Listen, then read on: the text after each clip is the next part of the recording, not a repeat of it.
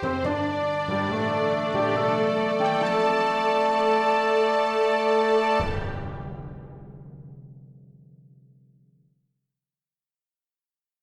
Story Seekers. I'm Nico. I'm Ben, and you're listening to The Tiny Bookcase. And, coincidentally, our favourite part of the week. Stories, chatter, and probably a fair few obscenities. What's not to love? Now, our regular listeners will know how it works, but for newcomers, we have both written a story to the same shared prompt. And we're about to share those stories with each other and you for the first time. Then we'll workshop them on mic. This week, the prompt is reverse. And so is the order of things. So I shall go first.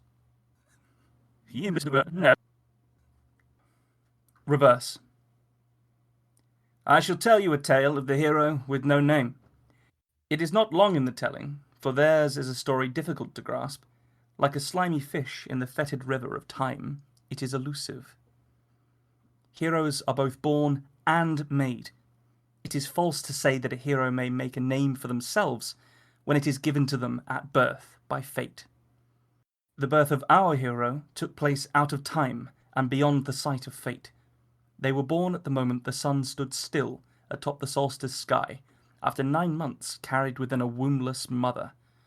The mother, confused and in agony, crawled into a forgotten boar den to hide the strangeness from their folk. Mother and child waited for the Norns to arrive, with the needles and thread of their craft, to stitch their hook into the babe's skin and bind them forever into the braid of fate.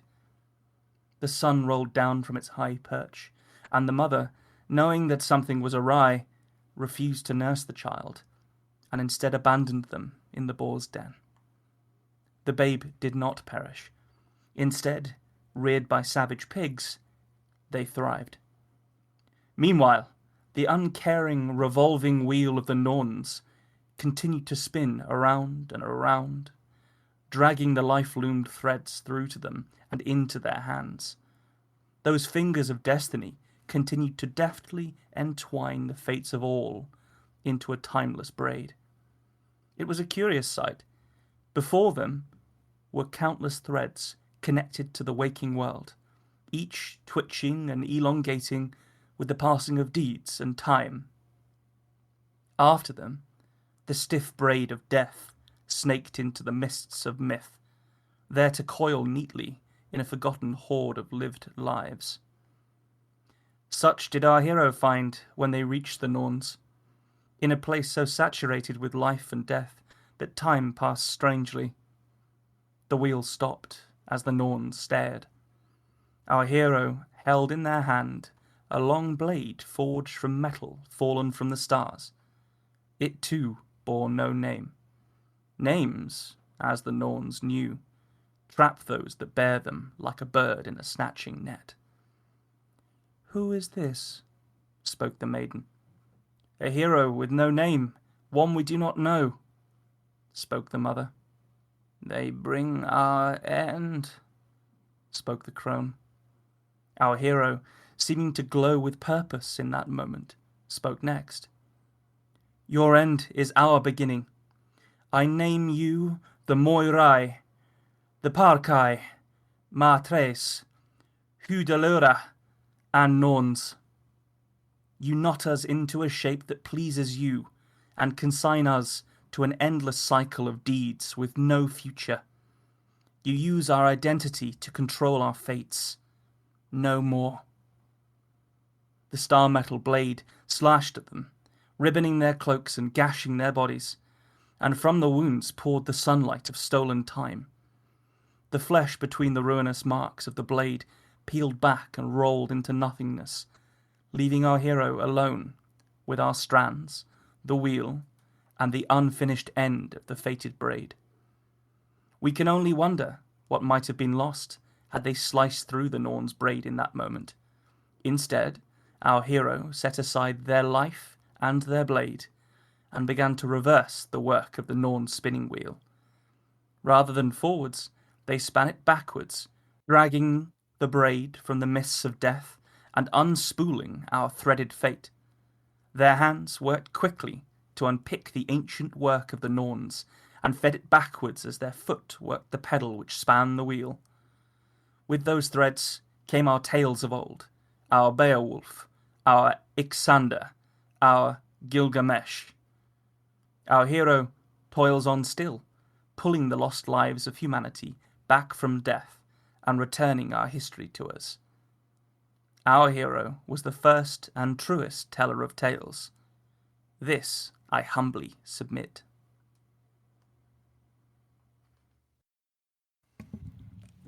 That felt like podcast deep lore, my man. You think so? I, I feel like that could go on our website. It's like the origin of stories. Yes. Yes.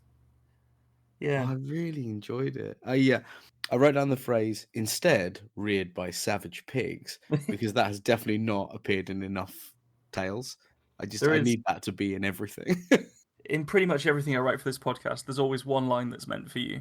And you never miss it, which is probably a good sign. You know which bits of my brain to prod. Reared by savage pigs. No, it's I did yeah, go on, sorry. another line I wrote down was names trap those who bear them, which I think is Yes. a really cool little like world building nugget.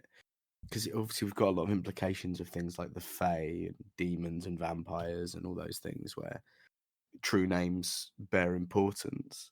That's true. Yeah, But that has sort of permeated to that sort of level, hasn't it? like when this is a story about stories, about the weaving of narrative. So for that to matter at that level, for the one who is unweaving time in order to give us stories, I think that's a really actually clever play. Thank you.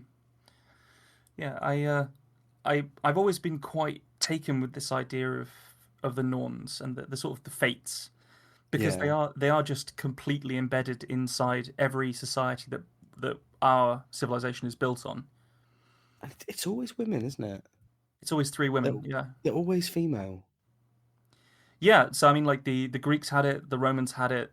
The sort of there's a group of people.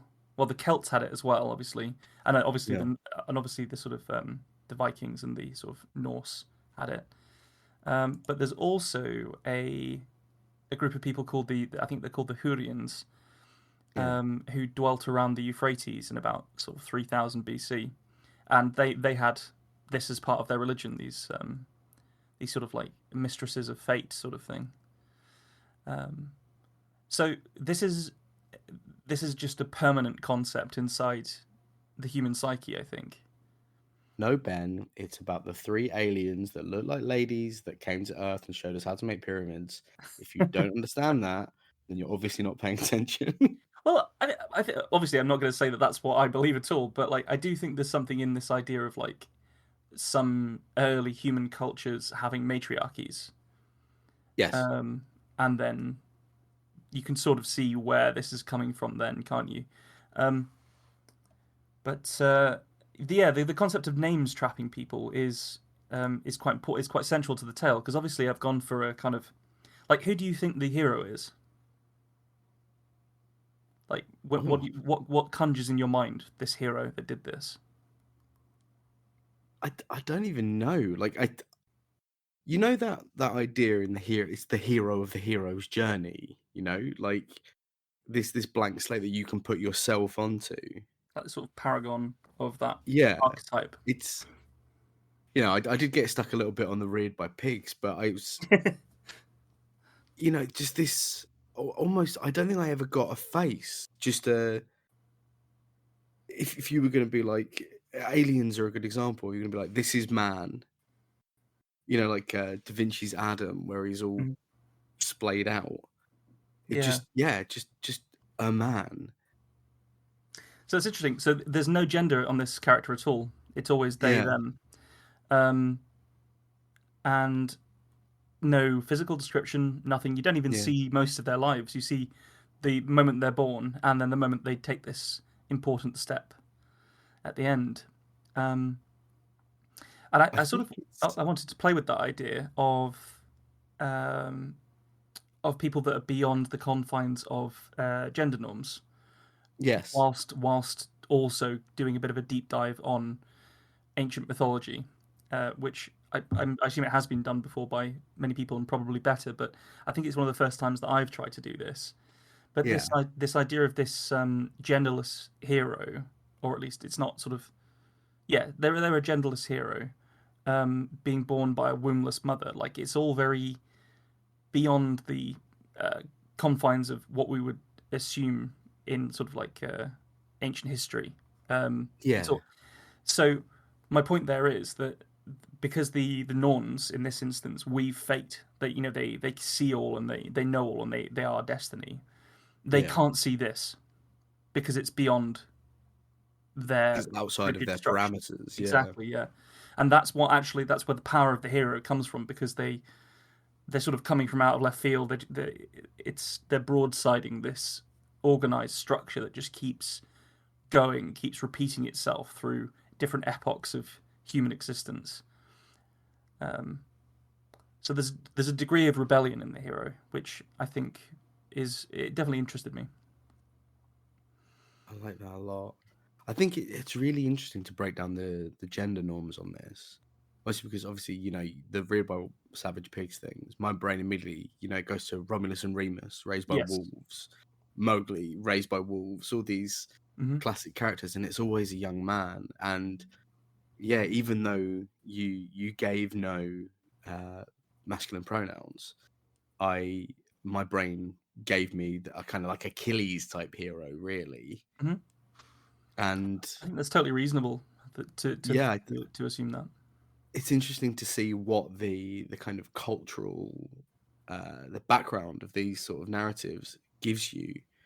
Especially talking about the Norns, when it's fated warriors, we do have historically a habit of it being the one man that could do this thing. And I think it's actually really interesting for you to have tested me like that and me come up default. Do you know what I mean? I don't know whether it was a test, but I think it's just because it's definitely not designed to trip people up or anything. I'm not being like, you think in binary. I'm not doing that. Yeah, But I am doing that to the Norns, if that makes sense. Like they yeah, are.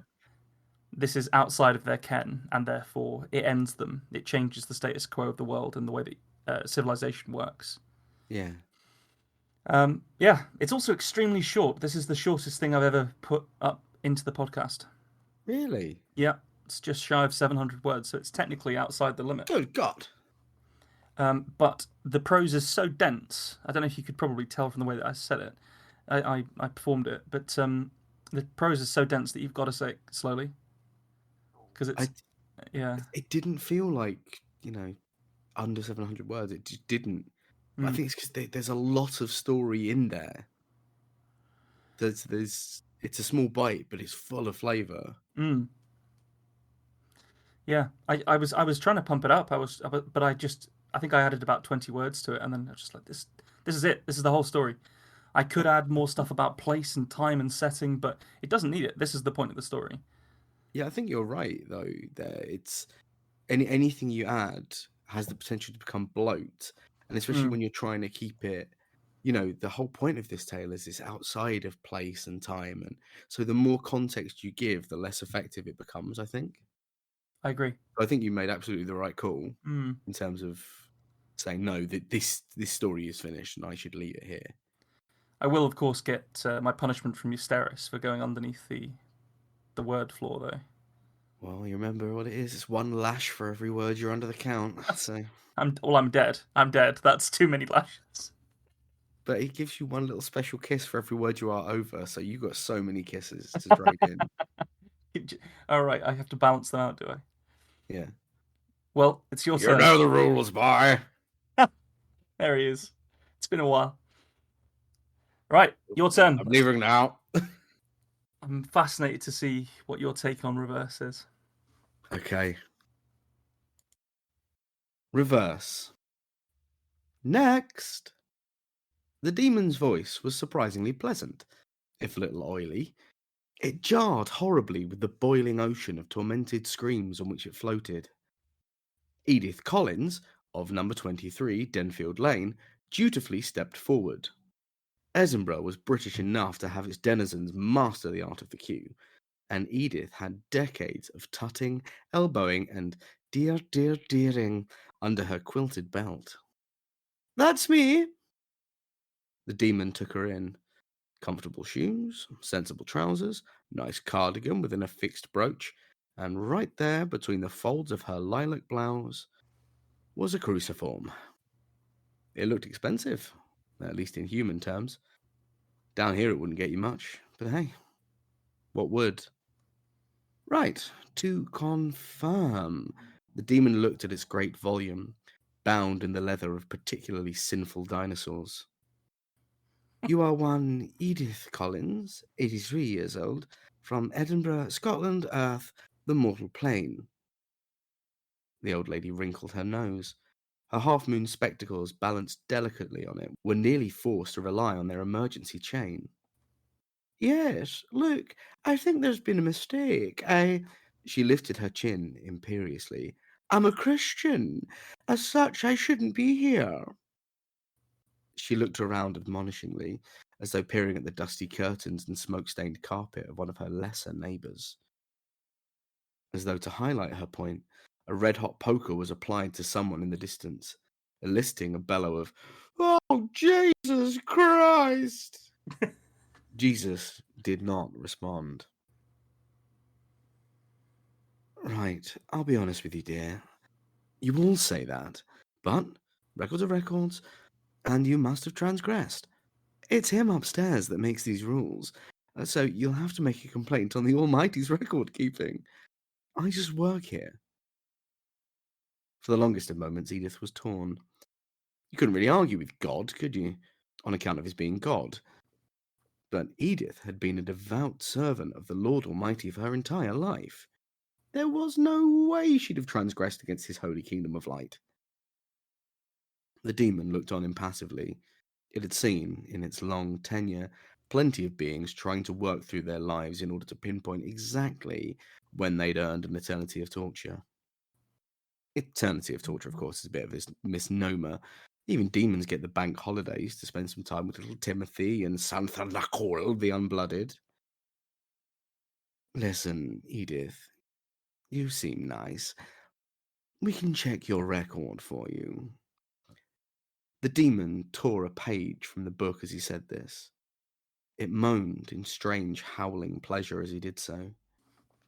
Edith, who had only let her husband mount her thrice and had 3 wonderful God-fearing children to show for it, recoiled from the orgasmic utterance. The demon unfurled the page and let it drop to sit atop his counter. Forwards or reverse? It asked, its eyes, like piss holes in the snow, fixed on the elderly woman. Choose wisely. It's a one-time question. Reverse, said Edith firmly. I've done it forward already.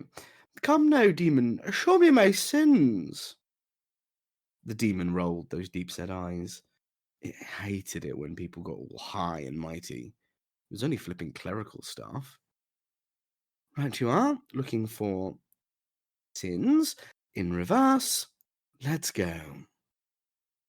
Edith felt herself suddenly in her bed, her family surrounding her. They watched her undie. Tears rolled up cheeks. It was all happening very fast, but she felt as if it was in real time. She watched squares of tablet shortbread leap back onto plates from her grandchildren's hands, before jumping back into the tray, unbaking themselves, and returning their constituent parts to the cupboard. She watched her children become young again. Her dear husband Harold returned from the grave.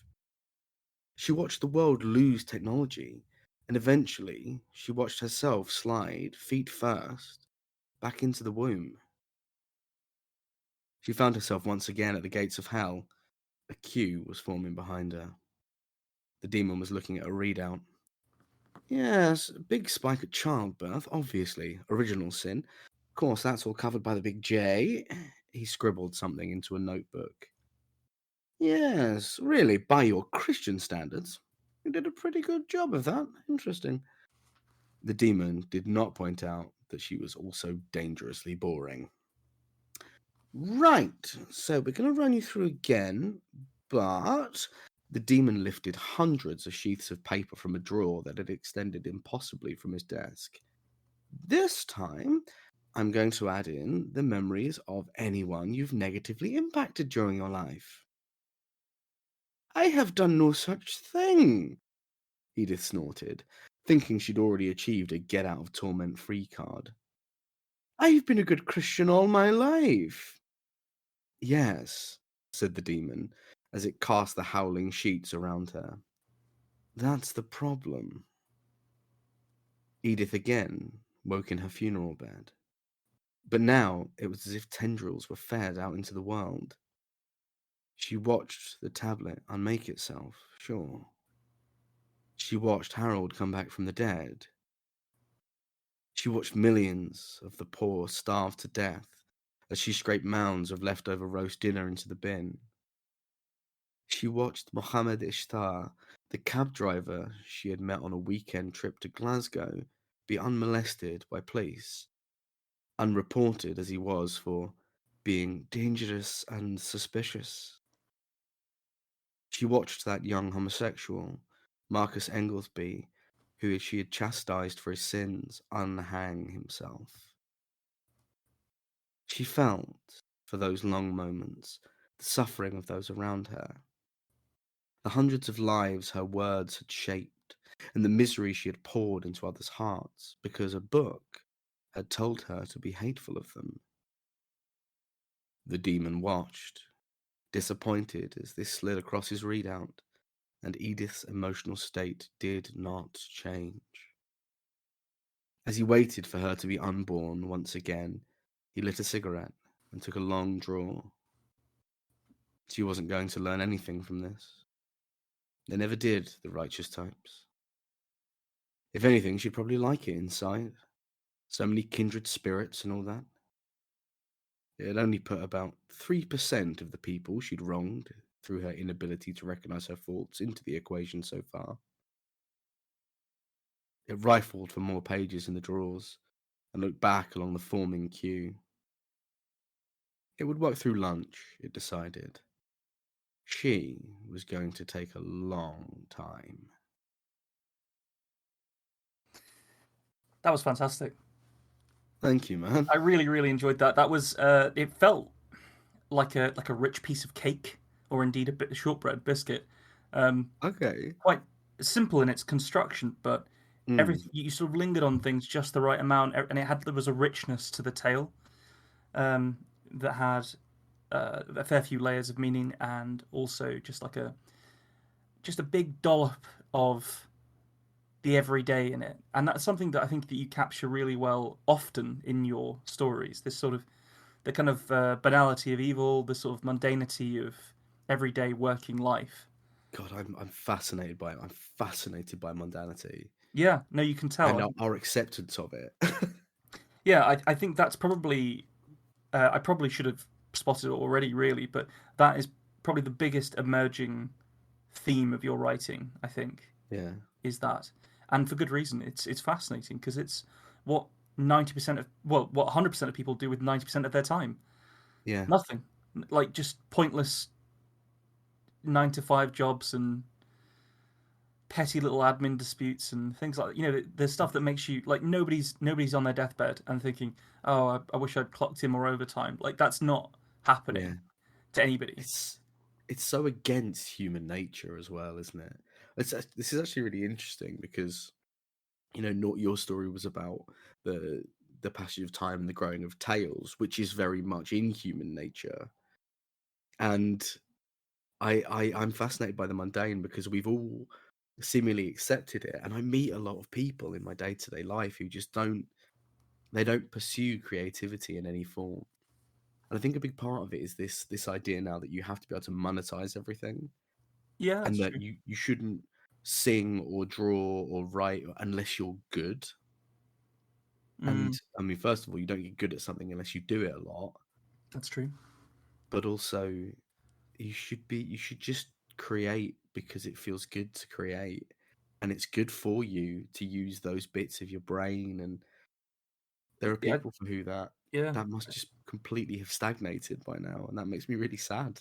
Yeah, no, but I also think that there are other ways to be creative. Like, if someone like turns their hand to woodworking, or Oh no, other yeah, things absolutely, yeah, yeah, there's like, and you can find creativity in stuff like cooking and things that are everyday. Is my point, I think, but it's the approach, it's the way you approach something. So rather than just yeah. like cooking a meal for four because you need to sustain life without ever asking why, And I think that that that's that's also different, isn't it? a big part of what we've got wrong. Not you and I, but society. I'm sure we Is have got there a are lot people wrong who, though, but oh yeah, we've tons. But I'm not going to call us out on the podcast. Um, but like there are people where they can't take joy in cooking because if all you can afford to do is go to Iceland, get nuggets and chips because you don't have the money to buy good ingredients, or you're not lucky enough to be in a position where you can spend a few hours at the stove, that part of your life gets forcibly, I'm going to create a word, mundanated. yes. Like the joy of cooking is disallowed. But that is why you see those. I've been in that economic situation where all of a sudden you've got an afternoon. It's like, hey, we've got some eggs and flour and milk. Should we make pancakes? And you Mm, you make your own pancake batter, and the simple act of doing that and then leaving it for half an hour so that the gluten in it can stretch, and then like obviously getting the first one wrong because that's part of pancake deep lore, and that it's not a complicated recipe, but because it's something you're doing for you, it can be wonderful. yes, I agree. It's Or indeed for other people, mm, like it can be an expression of love. Yeah, yeah. oh yeah. I mean, we could probably wax lyrical about cooking for the entirety of the podcast because we both do enjoy it a Ah, lot. the tiny cook The case, here it tiny comes. wait, that's like one letter away from a very different thing. The tiny cuck case. Um, Gender bent Billy Connolly as your lead. Ah, Edith. Edith Connolly, yes. I really like it when you do the. I think it's Billy Connolly's intonations. I think it's so ingrained in your Scottish accent, like how you learn Oh to do it, yeah. that it's difficult. But there were a couple there that I was just it was making me laugh, even when she wasn't saying anything funny or even intentionally funny. Your performance gave it an extra layer, which added to that richness that I was talking about before. Edinburgh is just British enough to know how to cue. I think you've offended so many people with that. So I'm gonna say right now that I'm gonna take a stance and I'm just gonna step away from that remark. That's got nothing to do with me. That's all Nico. Um, and Listen, and sorry, go on. I should let you defend yourself. Go on. all I'm gonna say is I know if I'd said and Scotland's good at queuing as well, I probably would have got, we're not English, fuck you. Yeah, So yeah. the point True. is, I think you're all lovely, and Edinburgh is actually really, really nice. So I'd love to go. I've never been to Edinburgh. have you not been? We'll go. No, You and I'll go. I've been to like the hinterlands of Scotland, but not any of the cities. Which is kind of silly, sort of backwards, really. Yeah, Um, Sinful Dinosaurs. That made me chuckle. I think that was the first one that really got me in the yeah. story. Um, and then the sort of my only note about that was that later on it then the book then was capable of giving like orgasmic utterances. I think was your phrase. So were those dinosaur orgasms or were they So human? the pages are linked to people, Right. so that's why they were making sounds. Okay. Like, so that's why she was shocked by her own like orgasmic cries. He ripped her page out, Oh, from the but they're thrice bound. she. Yeah. Yeah, but they're bound in dinosaur leather from bad dinosaur boys I think or potentially, girls. unless I missed it, I think you might need another line there just to make Okay, it absolutely clear that she's being horrified by her own noises. yeah. Rather, because I think I may have missed something, but I initially read it as like, she was doing that sort of demure thing of being horrified by other people's sexuality that you sometimes find in repressed people like this. Um, so it's even worse that it's her own. She's so Yeah, repressed. that it's her own. So I think potentially worth dwelling on that a little bit more. Yeah, I think Um, you're right. cool. The I just work here demon. That's I think we've already covered this really with talking about the sort of that mundanity that we was that you inject into your work. But I think this might be the second or maybe even third time that you've written a demon like that. We had Satan before, I think, quite a Satan, long time ago, yes. I think being that must be annoyed what I'm with remembering. paperwork. Yeah, Yes, yeah, no, that's it. Yeah. So that was good. Good to see it. It's good to see it. I like that a lot. I could sort of imagine the demon had a like I just work here on a mug, and they'd be able to sort of tap it and go, look, I just come on, can we move yeah. this along? There's a queue. You don't Um, have to be, "Oh, you're scared" to work here, but it helps. yes. The the right. This one's quite interesting because how you build tension in a story is always quite important. I think so. Yeah, The the obviously the main bit of the story is her not understanding why she's in hell because yeah, by by a because a book that she read told her that she's been living the right she's lived by the word of a book yeah, basically written by people. Um, but when she gets sort of jumped back into her after she sees her life the first time, that's when you start to see the queue forming, and that's I don't know whether that's a British thing again, but like this idea of being being difficult enough that a queue forms behind you is mm. one of the most socially unacceptable things to do in our culture. I Oh think. god, yeah. Um, obviously it's not up there with some actual crimes, but like short of crime, I think that's probably pretty high on the list. God, Um, so, how much when you're in a queue, like you're the next one, and you can see the person in front of you getting like more animated at the train yeah, station, and you're yeah. like, "Just buy your ticket, you prick! I'm gonna miss my train because of you." I was Oh, I accompanied a family member to the opticians the other day, and they were so poorly organised in there that I think that it was actually just laughable. That somehow the entire room was filled with staff. There were 12 staff in the room, which is a ridiculous amount for a high street shop. And there were about twice that in terms of customers, but like often they're in groups of two or three. And all the staff were apparently working flat out, like running around, rushing, very stressed. But everybody was waiting, and everybody was pissed off. Like that like it was like some sort of hell because what should have been like it was a glasses pickup. You know when you go to pick up your glasses and it takes about 10 minutes. You arrive at the time, you pick your glasses up, yeah, you put make them on sure they their fit. you Yeah. make them fit, yeah, yeah, and then the person who's given them to you sort of goes, "Are they snug on your, that kind of shit?" And then you are out of there. That is all that took. It took an hour and 10. I couldn't believe it. So I was just pacing around in this thing like a lion that's recently been introduced to captivity. It was horrible, man. So that kind of environment of the sort of the social graces of when to queue and when not to queue and how to behave when you're holding up other people's time.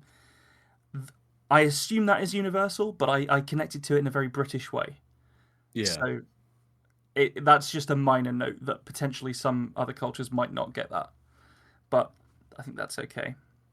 Um, and I think my favourite gag of the whole thing, it wasn't actually a laugh out loud one, which is unusual for me Hmm. when I'm listening to your one.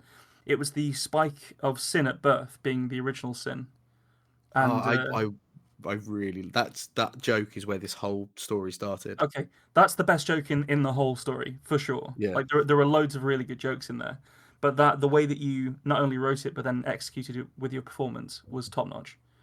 So well done. Thank you. I like that a lot. Oh, Two interesting I stories, I think. Very very different, as you say. both Mm. with interestingly, our link here is we've both got characters with no pronouns. So gender like this genderless demon and this genderless Mhm. hero acting as a sort of yin and yang through our stories. I like that. Yeah, yeah, I like that. It's I definitely did. I think probably from the way that you were performing it, I definitely did have some sort of like idea of a sort of hermaphroditic kind of demon Yeah. in the story. But yeah, no, I liked it a lot. Thanks for that. So normally this is roughly where we would end this episode. We would Yeah. we'd be like, oh, that was nice. We've heard some stories, we've chatted about them, and we'll release people back to the wild. But this week, this past week, Nico's band, Dead Man's Whiskey, the band that he is in, released a new music video called Masquerade. And this is sort of heralding a new album that's on the way, isn't it? Yes, it is. So what we're going to do is we are going to now watch this music video together, and then we'll cut out the time, obviously, so you're not just waiting and listening to empty dead air. That'll be fun. And then we'll come back and we'll discuss it. So if you want to do it with us, feel free to pause the podcast right now, and we'll go away, listen to it, watch it together, and then you'll be able to sort of see what we're talking about when we come back. Right, pause now. What Hello hell of time again. that is! Yeah, absolutely hell of time that, man. It's I felt my heart rate go up just watching it. It's so much fun, whilst also having a Yeah. big punch to it. So, how do you go about telling stories in a music video, like you personally? It's an interesting one. What generally happens? So there's a great guy called Adam Barker, at a company called Video Inc. He's our director, Right. and what generally happens is we write a really overcomplicated narrative, and I sit and I storyboard it out, and we give it to Adam, and he says, "Okay, that's great, but how can you tell that story in a way people can understand Okay. in 3.5 minutes or whatever?" And what it comes down to is boiling those concepts down. So instead of being like, "Oh yeah, we'll have we'll have Tori's character here, we'll have the fat cats sort of throwing money at her," and you don't need to show it No. because it's told through. I mean, expression through dance has been a thing forever. Like, you don't need to say anything because you can tell that story with physicality. And I mean, with this one this in is Tori particular, Davies that you're talking about here, isn't it? yes. The So Tori dancer. Davies is she's an incredible dancer, Mhm. absolutely phenomenal. Like, there was no choreography really Right. beyond. So we came in, like, these are your beats. This is what you're hitting. We're gonna have your act as if you want to do your normal flowing dance style, but the ropes are going to prevent you from doing it, so you can't spin because you're going to get caught. Mm. And said, eventually we'll have you, you get free, and then we'll put put a few different songs on. So, like, we put some like hard techno on, we put some classical music on, so just dance to all of them, and then we'll cut together So it what may look sound like a silly was question, free. but you aren't just playing the track at her repeatedly. This track, you are playing other kinds of music. So for our performance, obviously we're playing the track Yeah. and playing Yeah. along to it, and we did a couple of takes more for timing and stuff where Tori could hear Masquerade. But when we wanted to elicit specific types of emotion through the dance, it's actually a lot better to say to Tori, if you were going to do an angry dance, what would you dance to? Okay. If you were going to do a really open, free dance, what would you dance to? Because if she can improvise to something she knows, we can always move it around so it's on the right beats. Mm. And there's a lot of stuff in here where we tried to, like, if Tori's thrashing her hands down, we'll try and cut between shots of Charlie playing the drums, so that there is an implied link between us as this big metaphor for the creative.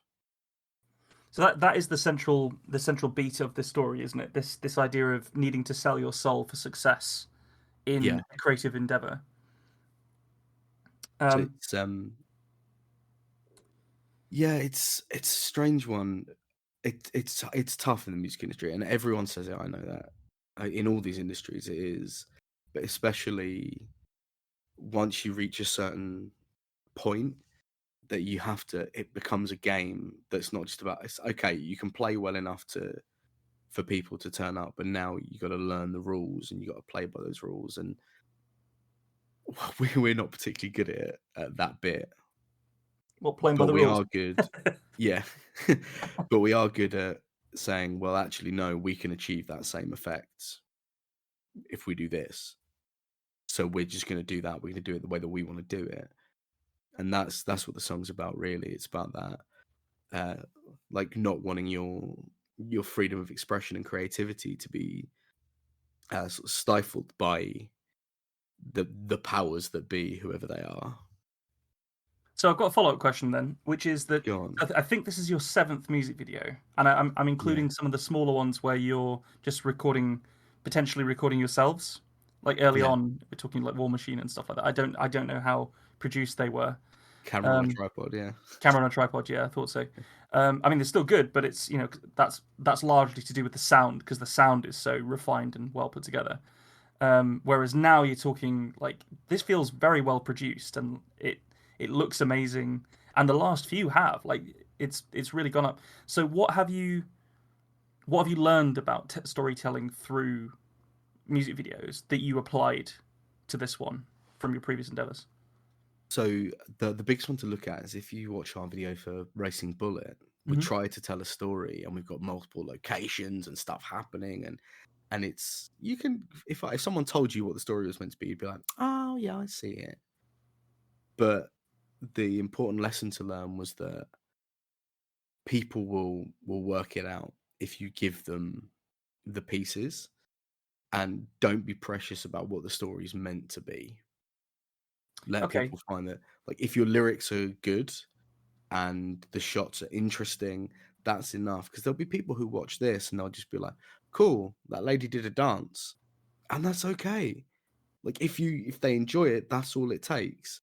Like the especially two because it's an things. incredible fucking dance as well. She's a Oh yeah, phenomenal mover and shaker. Like it's just like bonkers. absolutely thrilling to watch. Yeah, And I think that the important thing is that they have to complement each other. It's very easy to be like, "Oh, what if we did this for the video?" But the two have to work on their own. So if you muted that, it would still be interesting to watch Tori dance. yeah, You'd still be like, "Wow, look at the way she moves." Same as you'd hope if the song came on the radio without the video, you'd still go, "That's a cool song." And yeah. it's about those two things being complementary to each other and working in tandem to give you the right effect. Like if we go, I think the last one before this was Breakout, the last official Hmm. video, That's the one with and that you in a one jail was cell, right? yes. Yes. So with that one, it was like the location's going to do a lot of the storytelling Yeah, in good the same point. way that Yeah. in this one, Tori does a lot of the storytelling. Like Hmm. you can see because of how well she performs that that's what it's meant to be.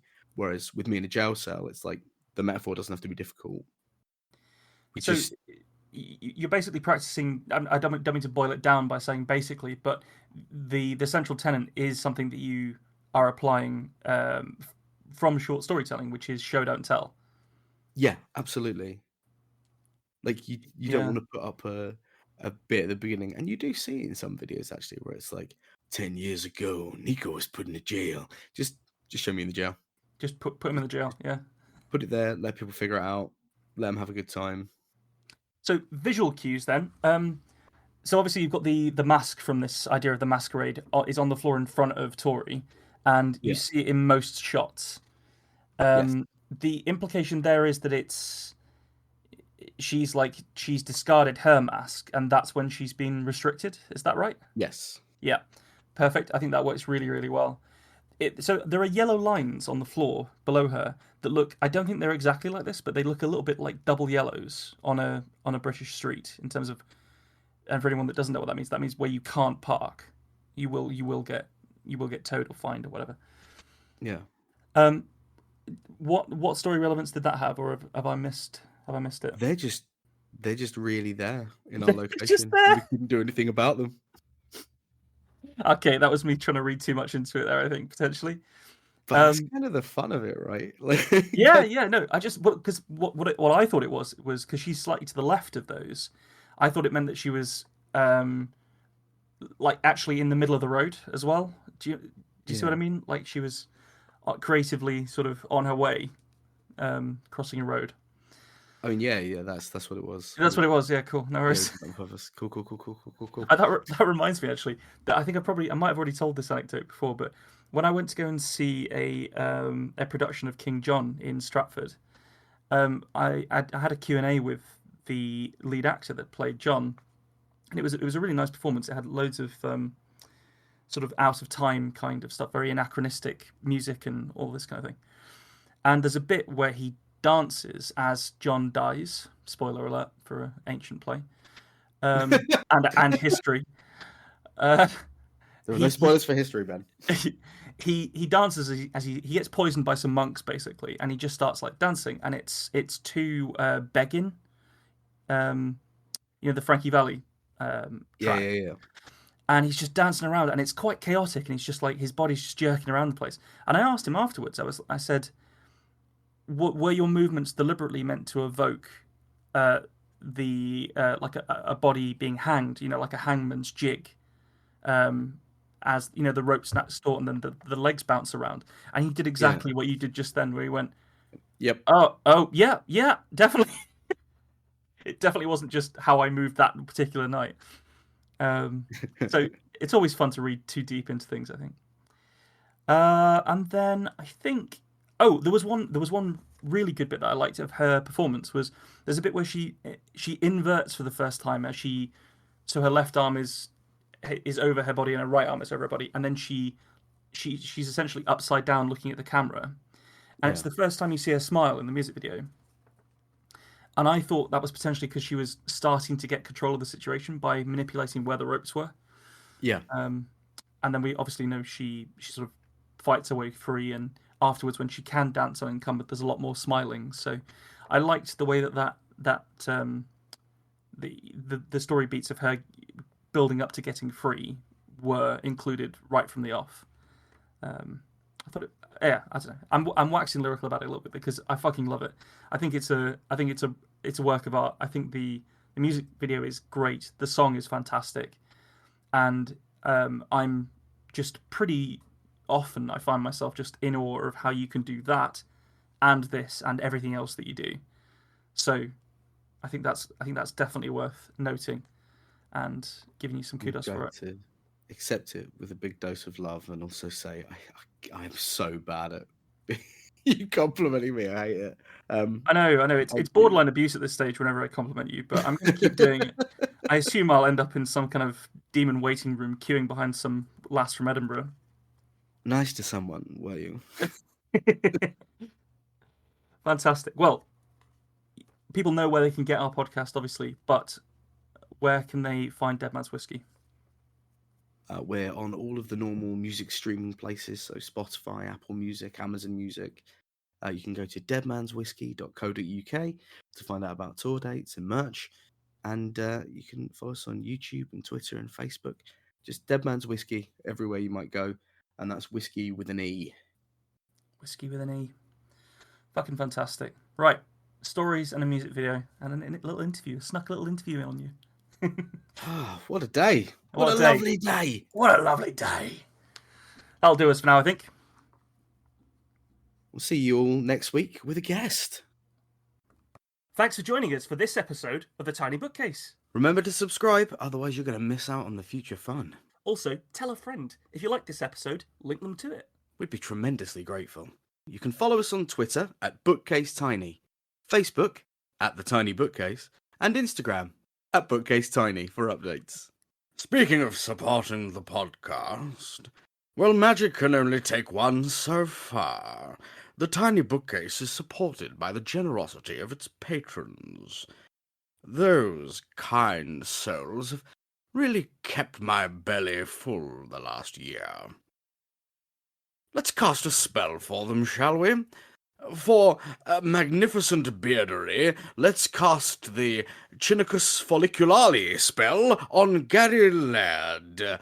For rich ginger tones on the scalp, let us cast the Orangi Hedondo spell for Scott Byrne.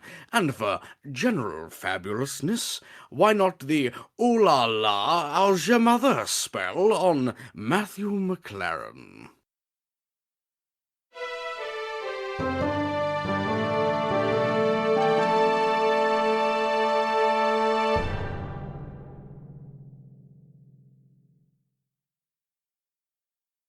How do you come up with that shit, man?